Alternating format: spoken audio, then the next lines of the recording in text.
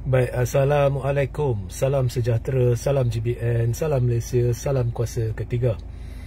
Baik, untuk live kali ini, jika jelas boleh tolong maklumkan dan share ramai-ramai ya. Untuk live kali ini, saya nak bincang balik isu Anwar dakwa dia telah diugut. Diugut oleh siapa, negara mana kita tak tahu, tapi dia sebut dia diugut.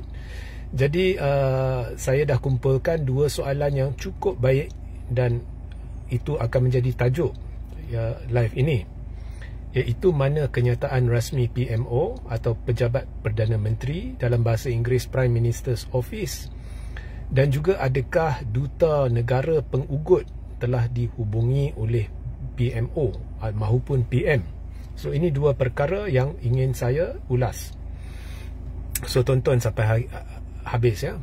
Tapi sebelum itu saya nak ulas sedikit saja untuk 1-2 minit apa yang saya ceritakan sebelum ini, iaitu apabila Perdana Menteri atau PMX ya telah hadir ke Himpunan Solidariti Palestin, Perdana Menteri telah melakukan beberapa perkara pelik, atau malah event itu pelik. Pertama, event itu dalam banyak hal, banyak ketika adalah event memuji PMX, sedangkan rakyat berhimpun di sana tanpa melihat siapa penganjur, kerana rakyat sudah tidak tahan dengan kezaliman terhadap orang Palestin dan berhimpun di sana untuk memperjuangkan Palestin tanpa melihat siapa penganjur ya.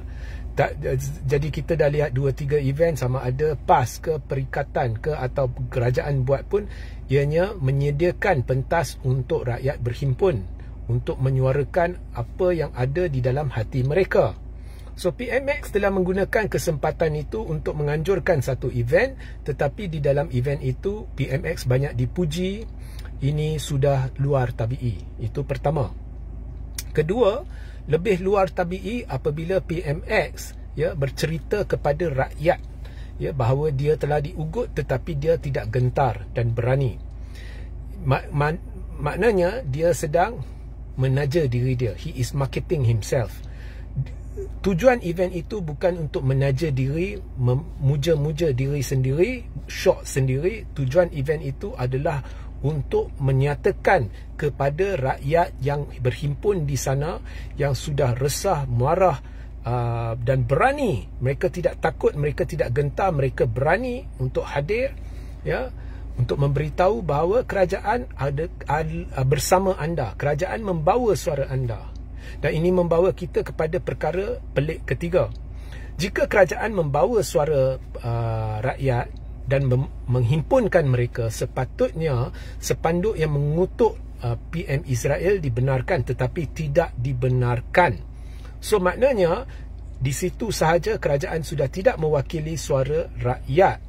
Dan ini menjadikan perjuangan kerajaan pelik, kerana, ataupun mungkin saya berpendapat tidak jujur, kerana anda adalah kerajaan sebuah negara bebas yang sedang memperjuangkan penindasan sebuah negara yang telah ditakluki secara haram ya. Orang-orang sedang dizalimi. Jadi sebagai kerajaan negara bebas, anda perlu mengutuk mereka yang menzalimi orang Palestin, tetapi rakyat tidak dibenarkan bawa spanduk. Maknanya kerajaan memperlekeh perjuangan rakyat setelah menghimpunkan mereka. Dan lagi satu kesilapan atau luar tabi'i ialah bila Anwar bercerita bahawa dia diugut tetapi dia tidak gentar ya. Itu tak perlu cerita kat rakyat ya. Kalau anda tak memperjuangkan Palestin, tak perlu cerita apa masalah yang anda timpa.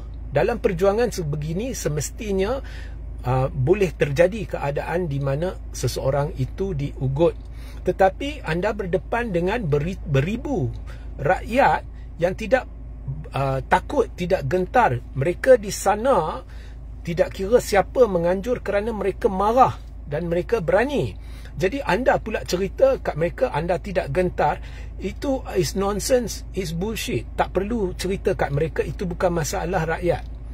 Kelima, saya dah cerita dulu, bukan apa tu, Perdana Menteri tidak perlu menaja diri dia. Sebaliknya, dia perlu menunjukkan keberanian dia dengan tingkah laku dia. Jadi menerusi tingkah laku dia, dia perlu meyakinkan rakyat bahawa dia mewakili rakyat, iaitu Perdana Menteri perlu keluarkan kenyataan rasmi menyelar Israel dan Amerika Syarikat. Israel kerana melakukan perkara yang kejam terhadap Palestin, dan Amerika Syarikat kerana menyokong Israel dan membenarkan perkara ini berlaku. Ya, tetapi ini tidak dibuat. Ya, so anda tidak mewakili rakyat.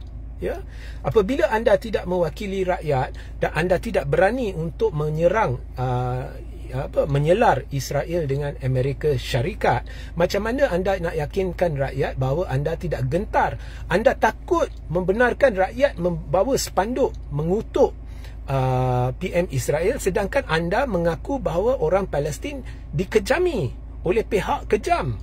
Ya, jadi tak boleh nak kutuk PM Israel menerusi spanduk. Itu maknanya anda sedang menunjukkan menerusi tingkah laku anda bahawa anda takut, anda gentar.